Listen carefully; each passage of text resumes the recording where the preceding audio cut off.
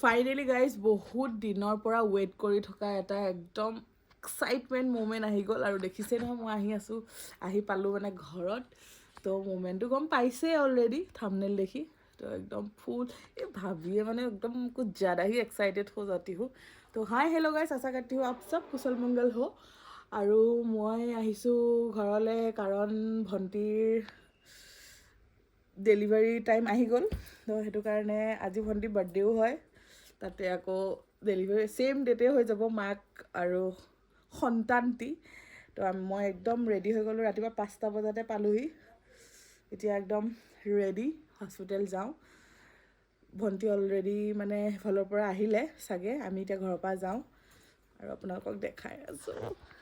এফালে মামা কিমান এক্সাইটেড মামা ফুল এক্সাইটেড তুমি ইমান ফাটি ফাটি আহিছে মোৰ ফোনটোৱে গ'ল নি বাৰু ফোনটো গ'লগে লাইট জ্বলোৱা নাই দিনত 12 চলাই থাকিলে নকা 12 নহয় কি আৰু আৰে তুমি কি চলাই আছা সেইটো ভাবা মই কেমেৰা ইউজ মইতো 16 চলাই আছোঁ এতিয়া কেনেকুৱা এক্সাইটেড এক্সাইটেডটো বহুত বেছি কিটো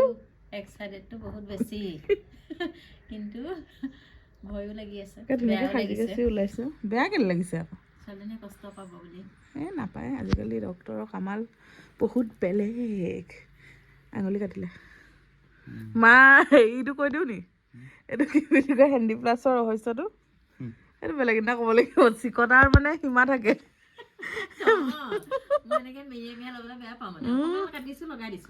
কৈয়ে দিওঁ হেণ্ডি প্লাছটো মায়ে গাইজ হেৰি এইটো কি কয় দুডখৰ কৰি লগায় মানে এনেই ৱেষ্ট কৰিবলৈ বেয়া পায় হেনো এনেই পকাই এনেকৈ লগাব বেয়া পায় বেছি দীঘল হৈ যায় আৰু সেইটো কাৰণে হেৰি কৰে এইটোকে দুডখৰ কৰি লয় তাৰপিছতে মোক এটা দিছে আৰু এডোখৰ দিছিলে সেইডোখৰ দেখালেও হাঁহিব আপুনি মানে চিকতাৰ ভাগ থাকে আৰু দেই কিমান দলে বাদ দিয়া আমি এতিয়া ক'লৈ গৈ আছোঁ আমি মানে সেই শব্দটো বহুত বেয়া পাওঁ জেঠাই বুলি মোক জেঠাই মাতিব মাহী বুলিয়ে মাতিবলৈ কওঁ মই জেঠাই নহয় মাহী নহয় মোকতো বেবছ মাতিব লাগিব বেবছ মোক হেৰি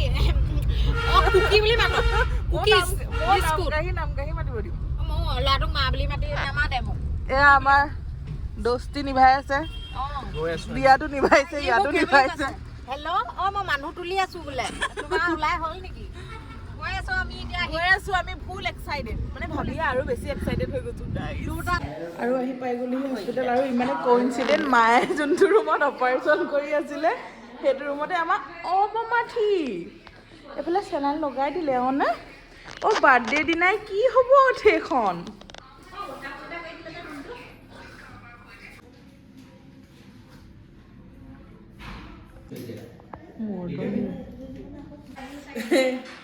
এইফালে হেৰি চেলাইন এইফালে ৰিলছ বনাই মাক বাপেকে আগৰ দিনৰ মানুহ কেনেকৈ গৈছিলে চাওঁ এতিয়া ৰিলছ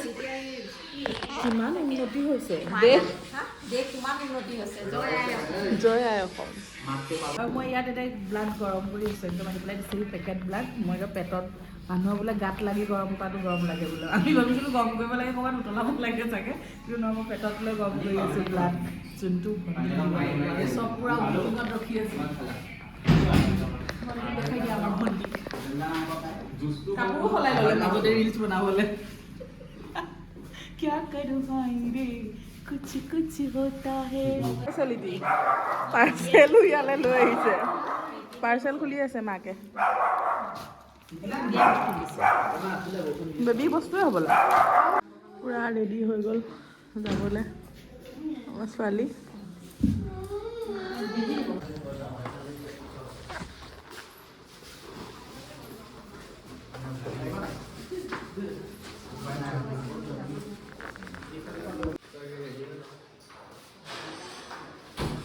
আৰু এয়া অলপ টাইমৰ পিছত আহিছে ডক্তৰ এয়া সোমাই গৈছে আৰু কি হৈ যায় পিছলৈ ভিডিঅ'খিনি কণ্টিনিউ কৰি যাব